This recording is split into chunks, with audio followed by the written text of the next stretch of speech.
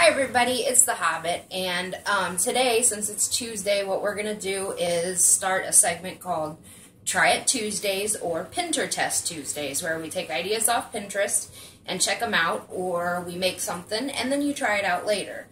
The thing we're going to work on today is my mom actually sent me a picture from Pinterest about making or upcycling an old t-shirt. So when I saw the picture, I had the perfect shirt in mind simply because I love the shirt, but it needs some dressing up.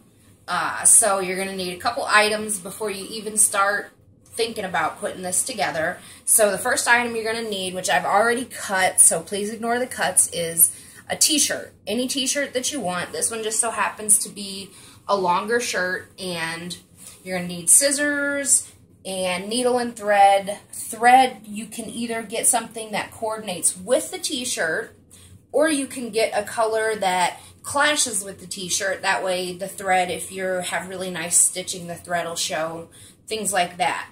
The other thing is, if you don't want to hand sew, use a sewing machine, but mine's broken, so we're hand stitching everything. The other thing is, with this shirt, on the Pinterest picture, it shows that you'll make cuts and you'll actually cut off a portion of the bottom of the shirt to use as the string for the neck piece. But I like the length of this shirt, so in lieu of cutting off the bottom of the shirt, because I want to keep the length, I got ribbon, and all I did was braided the ribbon to make a string, and then instead of cutting off the ends, I just left it like this because I'm not sure exactly what length we'll need yet till I actually get the shirt sewn up.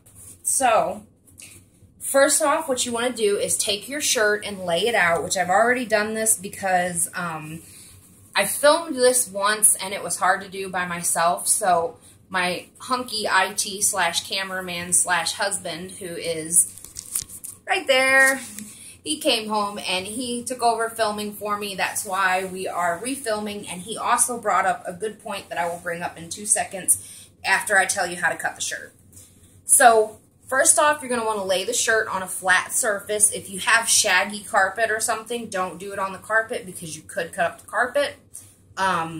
We rent an apartment. Our carpet is neither shaggy nor brand new. So anyway, what you want to do is take each of your shoulders after you line up all of your seams, take each of your sleeves, and you're going to want to cut them, and you're going to kind of want to stick along the seam line, but for the most part, when you do cut it, you want it to be a boxier cut. You don't want it to necessarily follow the line. You just kind of want it to follow the line to hug the shoulder, and then box cut it off right at the armpit. Same thing with the other arm. Follow it along the seam. When you get to the armpit, box cut it. So that takes care of your sleeves. The top part of the shirt, what you want to do is make sure you have everything lined up again. Like when I cut it, I had everything nice and lined up. And you're going to cut it straight across. You're not going to follow any curve whatsoever. The one thing I will tell you when I was cutting this was on the very front part, because there is an image on this shirt that sits up kind of high, I made sure that when I cut it straight across, it came right across the bottom sewn part of the collar, so that I'm going to have enough room to do what I need to do without messing up the image on the front of the shirt. So with those cuts made, next thing you're going to do is, your shirt's going to look crazy because the whole top of it's going to be open, but you're going to flip it inside out. And I actually already stitched this once and pulled the stitch out because, like I said, my hunky cameraman / IT guy had an excellent idea that I didn't think about until after he showed it to me. So yeah, we're going to go with that. So take your t-shirt, make sure, again, seams are all, you're going to want them all lined up on the sides. Line the seams up, lay it out nice and flat, and then the one thing that they don't show you in the Pinterest picture is the original picture just showed them folding the top two flat pieces over and sewing them and creating a pocket to run your ribbon through. My husband brought this point up. That leaves you with the raw edges of your arms. So, because we want it to be a little more of a finished look, because I do like this shirt, what I'm going to do is actually fold these up just like I would the top part, and then I'm going to sew these to create more of a finished look so that you don't have raw edges hanging out on the side.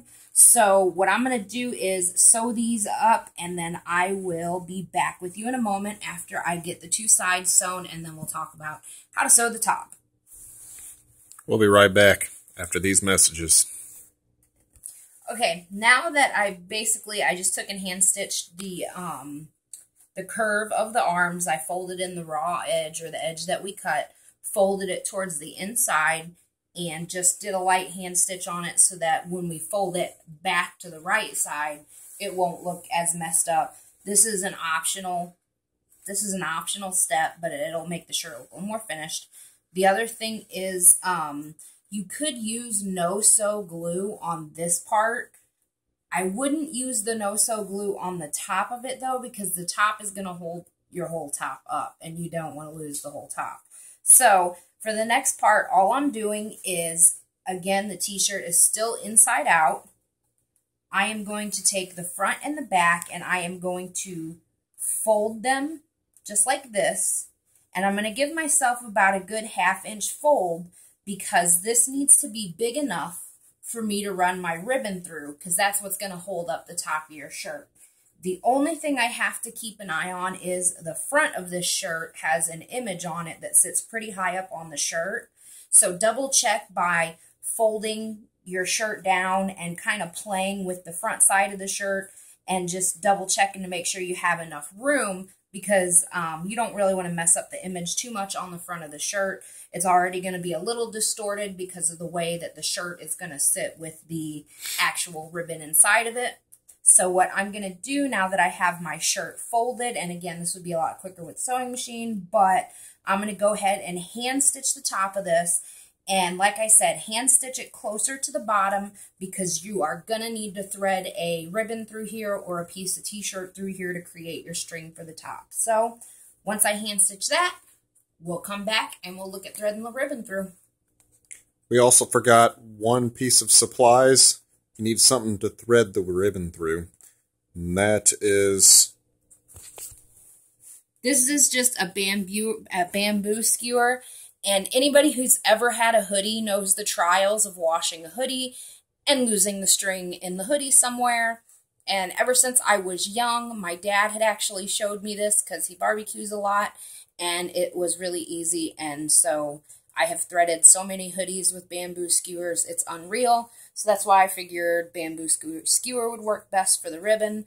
However, you can use a pencil. You can just kind of walk it through with your hand because you're not going that far through it. You can use, I don't know, a twig from outside, or you can get frustrated, throw it at your husband, and say you do it. So, we don't want that. I'm going to stitch the top of this, and whenever I get the top of this all stitched up, we're going to come back and do the next step. Welcome back. We've been chit-chatting as we've been sewing. And, okay, so we are completely done sewing. I have turned the t-shirt the proper way again, and the one thing I will tell you is because I'm a crazy cutter and I don't own an iron, the armpit areas do have a little bit of the scraggly stuff hanging out of them, but when I get all finished, I'm going to go back in. I've also got some, like, threads to trim out, so I will go back in after I get all the way done and finish this up. So when you get completely done sewing, your shirt should look like this, and the top of it will be straight across, but you will have little baby pockets in there. And what you're going to do is, if you wanted the shirt shorter, you would cut off however much you wanted off the bottom of the shirt. But like I said, I like the length of the shirt, so I'm not cutting anything off the bottom. Instead of using the t-shirt material from the bottom to create my neck ribbon, I went ahead and braided black and orange ribbon, and what I'm going to do is I'm actually just going to thread it through the 2 pockets that I sewed up at the top just a few moments ago, which took forever, but you guys couldn't see that through the magic of being able to pause the video. So, old hoodie trick with bamboo or skewer, and I'm just going to thread that puppy right through the top of here. And you can use, if you decide to do this with ribbon like I did, you can use anything for that shirt. Anything that will go with the shirt, anything, if you want to add, maybe it's a plain shirt and you want to add some glitter to it, you could add some glitter to it. There's so many ideas you could use with the shirt for materials for ribbon ideas or to use as the top part. But it's really just up to you. They call it upcycling because the idea is you want to use what you have on hand. You don't want to go out and buy a bunch of different stuff, which is why part of the other reason why I have orange and black ribbon is because I'm a Halloween freak and everything I have is orange and black, basically. So, okay, at this point we've got our ribbon threaded through our shirt like so. So what I am going to do is I am actually going to tie it off right about here. And what I did with this particular piece of ribbon after I got done braiding it was I left the extra stuff hanging off of it because you could actually go back through here with the stuff that's hanging off and tie this into a bow and make it look even cuter and make it look, I don't know, however you want. You can tie a bow in there and make it look cute, or you can just leave the bow hanging as kind of a dangly, fringy thingamajigger. I'm undecided yet how I want to do it. I think I'm going to cut it off because I think I just want the look of the black and orange.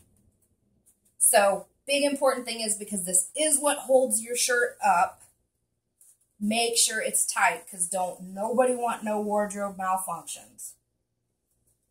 God forbid you'll get fined by the FCC and show up on the news or America's Most Wanted or something like that. After you tie off your ribbon, if you're keeping a bow, leave the bow hanging out to one side, or you could do a bow on each side. If you are not keeping the bow, all you have to do is take your ribbon and pull your knot where you tied it at. As I say that and have trouble doing it, you pull the knot back through there and just kind of put it back in the back so that you don't see it, and then readjust the front of it.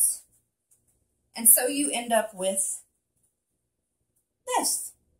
So I would say this is definitely a Pintertest win. I think it worked very well. It reminded me of how hard it is to go through and hand stitch things, but hopefully I will have my sewing machine up and going soon. And if you haven't already, please hit the subscribe button down below. Become part of the Hobbit R&D family. Feel free to leave comments. Let me know what you guys have in mind. Maybe some of the Pintertest ideas that you want to put to the test. Things like that. Any kind of questions, comments, suggestions. Let me know what you think. So, love you guys. Peace.